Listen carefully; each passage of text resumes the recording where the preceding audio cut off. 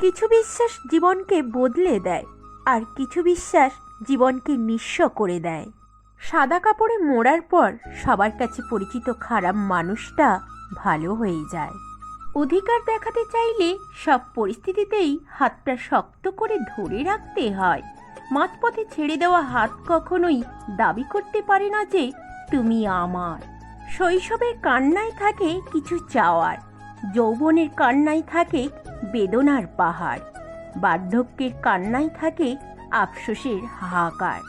জীবনে কাউকে আঘাত করার আগে একটু ভেবে নিও, নিজে আঘাত পেলে কেমন লাগে। মনে রেখো, কাউকে কাঁদিয়ে বেশি দিন সুখে থাকা যায় না। অপমান আর প্লাস্টিক কোনোদিনও নষ্ট হয় না, থেকেই যায়। একটি থাকে মনে, আর আরেকটি থাকে পৃথিবীর কোনো এক কোণে। ভালোবাসাটা সবাই পায় না, এটা পাওয়া অনেক ভাগ্যের ব্যাপার।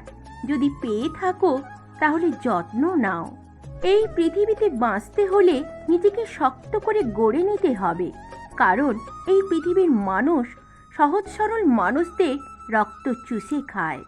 তুমি যত বড় হবে ততই বুঝতে পারবে যে এই পৃথিবীতে প্রয়োজন ছাড়া কেউ কারো আপন হয় না। চামড়া কালো হোক বা সাদা, শুধুমাত্র চরিত্রটাই হলো বড় কথা। যে নিজের ভুল স্বীকার করে সে কোনোদিন ছোট হয় না, তার সম্মান আরও বেড়ে যায়। অসৎ লোকেরা কাউকে সৎ মনে করে না, সে সবাইকে নিজের মতো মনে করে। এরকম লোকের থেকে দূরত্ব বজায় রাখো। ভালোবাসা উচিত, কিন্তু তা বেশি দেখানো উচিত নয়, কারণ মানুষ দুর্বল জায়গা জেনে গেলে সেখানে আঘাত করতে শুরু করে দেয়। বিশ্বাস আর নিঃশ্বাস খুবই মূল্যবান, একবার হারিয়ে গেলে আর ফিরে পাওয়া যায় না। তুমি হয়তো ভাবছো আমি কতই না বোকা যে তোমার অভিনয়টাকে ভালোবাসা ভেবেছিলাম, তবে আমার মতো তুমিও অনেক বোকা যে আমার আসল ভালোবাসাটাকে বুঝলে না।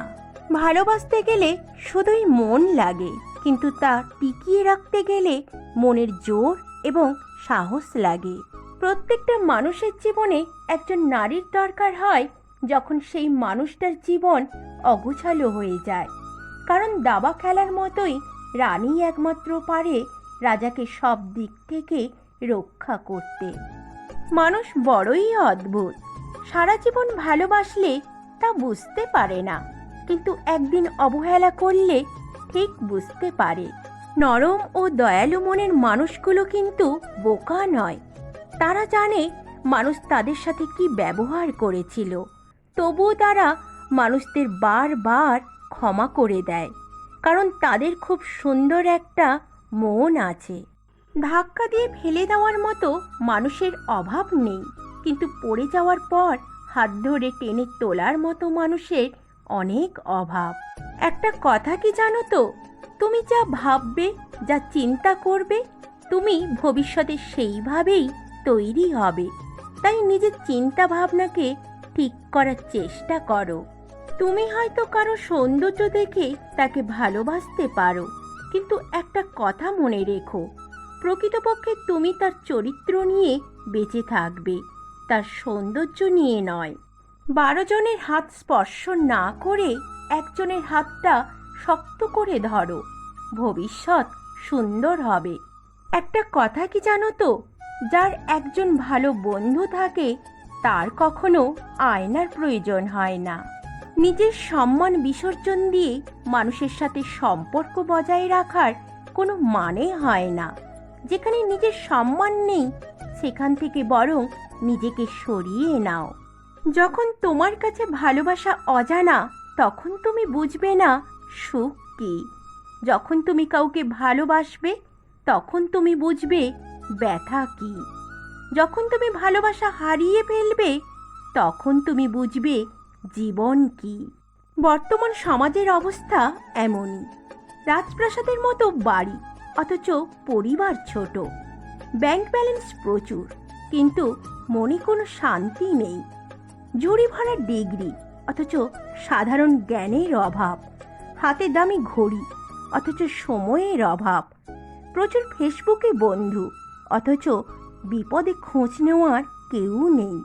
শিক্ষকরাই একমাত্র ব্যক্তি যারা অন্যের সন্তানের সাফল্য দেখে নিজে গর্ববোধ করে।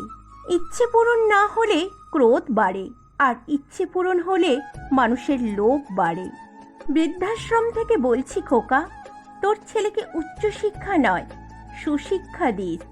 শেষ বয়সে যাতে আমার মতো তোকেও বৃদ্ধাশ্রমে আসতে না হয়।